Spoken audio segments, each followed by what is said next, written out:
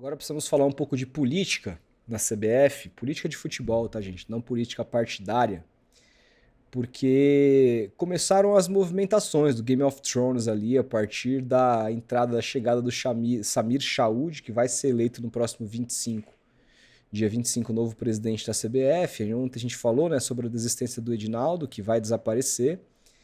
E começa a rolar ali as conversas e os presidentes dos principais clubes ou daqueles que são hoje mais fortes politicamente no país já estão começando ali a sentar e conversar. Saiu aí esses dias que Bom, saiu não. Ficou muito claro quando a gente viu as votações, tanto das federações como quem apoiava o Samir, que dos principais clubes brasileiros, a única presidente que apoiou foi a Leila Pereira. Outros tantos apoiaram o Renato Carneiro Bastos, só que o Samir teve o apoio da onde importa, que são das federações que têm um voto muito mais pesado na hora de fazer essa eleição, e você precisa de um tipo de voto mínimo lá para sequer ser candidato, coisa que o Reinaldo não conseguiu atingir. De qualquer jeito, cara, o que acontece? Agora foi a vez do BAP se reunir com o futuro presidente da CBF. Então, eu vou tentar achar a coluna do Lauro Jardim aqui, porque eu tenho um resumo. Vamos ver. Lauro Jardim BAP. Chaud. Vamos procurar o jantar de BAP com o futuro presidente da CBF. Vamos ler a coluna do Lauro Jardim aqui. Se eu conseguir abrir, tá? Abrir. Vamos lá. Samir Chaud jantou com Luiz Eduardo Batista, o BAP, e mais alguns presidentes de federações estaduais no restaurante carioca nesse domingo. Pediu ao futuro presidente da CBF uma mudança no processo eleitoral da entidade, dando mais peso aos clubes. Isso aqui é bem legal. É um pedido que não beneficia só o Flamengo, beneficia o futebol brasileiro. Mas eu acho muito difícil que isso aconteça, tá, gente?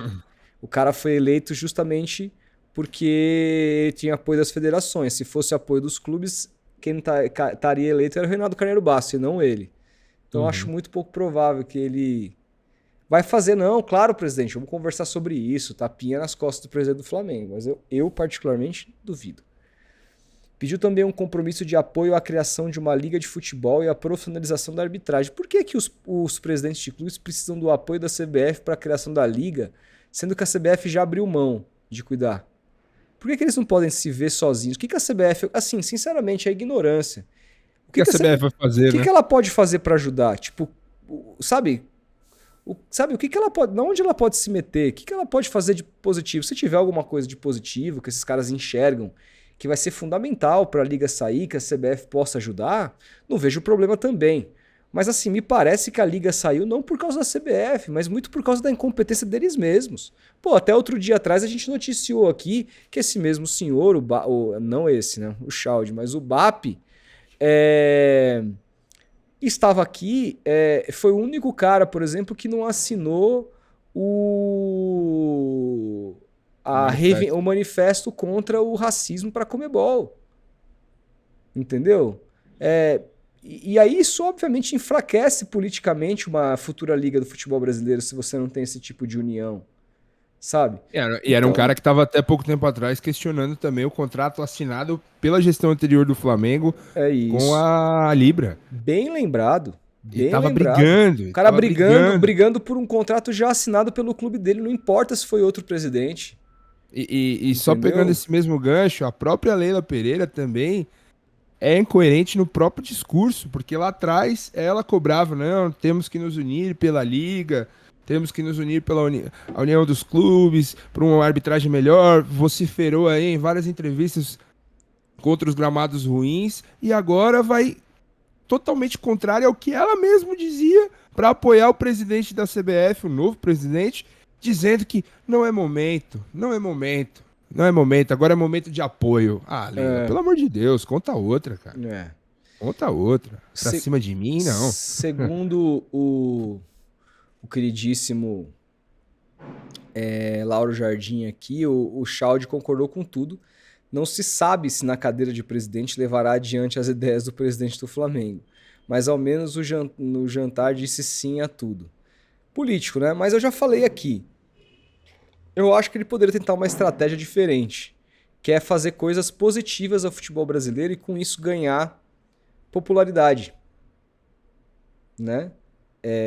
Já falamos bastante sobre isso aqui, que se ele fizer coisas interessantes, a imagem dele não vai ficar desgastada como ficou a do Edinaldo. E aí, de repente, com uma imagem mais forte perante a opinião pública, que é importante, muito importante, talvez ele consiga se manter por mais tempo do que esses caras vêm se mantendo ao longo dos últimos anos na CBF. Ou se ele vai ser só mais um. Eu acho que se ele fizer só o jogo do poder, se ele fizer só o jogo que interessam a poucos, ele vai ser usado até onde as pessoas querem usar e depois ele vai ser descartado quando a situação feder. Entendeu? É simplesmente assim que funciona o modus operandi da CBF hoje. Vamos ver se ele também vai ter força política para ir a favor dos interesses do futebol brasileiro, tendo sido apoiado por tantas federações que não estão ligando para os interesses do futebol brasileiro. O interesse delas é o bolso delas. Então, assim, eu não sei. Eu realmente, assim, se você me disser no que você acredita, eu acho que vai ser mais uma gestão merda. Mais uma gestão absurda. É porque o que condecora o Samir Chowdhury, de novo, a gente já falou aqui essa semana, o que condecora um cara que é filho do cara que é presidente há 3 décadas da Federação de Roraima. 3 décadas não, desde a década de 70, são 5 décadas. 5, então, exato. O que condecora esse cara para ser presidente da CBF? Assim, o que a família Chowdhury fez pelo futebol de Roraima? Assim? O que ele trouxe? O Roraima não tem nenhum time na Série B, na Série C. Desculpa, cara. É tudo política, é tudo interesse. Não tem como. E aí esse cara vai melhorar o futebol brasileiro? Esse médico que, inclusive, como foi revelado essa semana, responde uma série de investigações e acusações por eventuais possíveis esquemas enquanto médico. Então, assim, aí fica difícil, né? Mas aí o Flamengo tá na dele de conversar, de pedir as coisas, de fazer aquele meio caminho. O cara vai olhar o presidente do Flamengo, o cara não vai destratar. Mas eu não consigo enxergar ele mudando o modo de votação da CBF, falando, não, agora os clubes vão ter mais peso que as federações. Isso, juro por Deus, duvido. Se isso acontecer, olha, surpreso é pouco. Aí eu bato uma palma, 2 palmas, 3 palmas para o Samir Chowdhury. Não, eu bato até mais do que isso. Cara, eu duvido isso acontecer. Duvido muito. Duvido. Mas enfim, está lá o presidente do Flamengo tentando fazer política, que eu acho que é fundamental também. Esse tipo de política eu acho absolutamente do jogo e tem que ser feita mesmo. Só que essa política poderia ser feita não individualizada.